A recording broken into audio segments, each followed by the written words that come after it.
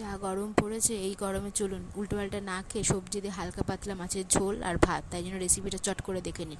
প্রথমে আলু, পেঁপে, কাঁচকলাটাকে ভালো করে কেটে তারপরে বাজার থেকে আনা জ্যান্ত মাছগুলো নুন হলুদ মাখিয়ে নিন। তারপরে কি আদা, পেঁয়াজ, শুকনো লঙ্কা, দারচিনি কাঠ দিয়ে একটা ঘরোয়া পেস্ট করে নিন। এরপর তেল গরম হলে সাবধানে মাছগুলো ছেড়ে ভালো করে ভেজে নিন।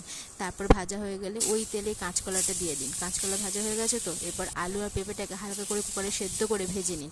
ব্যাস, তারপর আর কি, ভাজা হয়ে গেছে। এবার ওই তেলে তেজপাতায় 5 ফোড়ন দিয়ে দিন। তারপর ওই মশলাটা দিয়ে দিন, দিয়ে জিরে গুঁড়ো আর হলুদ গুঁড়ো দিয়ে দিন, আর পরিমাণ মতো নুন চিনিটা দিতে ভুলবেন না। তারপরে দেওয়া হয়ে গেলে ওতে ভালো করে কষিয়ে নিন। কষানো হয়ে গেলে সবজিগুলো দিয়ে ভালো করে নাড়াচাড়া করে জলটা একটু গরম করে নিয়ে সেই ফুটন্ত জলটা দিয়ে দিন। তারপর জলটা গরম হয়ে গেলে মাছগুলো দেবেন। তার আগেই চ্যানেলটা সাবস্ক্রাইব করে দিন। চ্যানেলটা সাবস্ক্রাইব করা হয়ে গেছে তো, তারপরে আর কি মাছগুলো দিয়ে চেরা কাঁচা লঙ্কা দিয়ে ভালো করে ফুটিয়ে নিলে এবার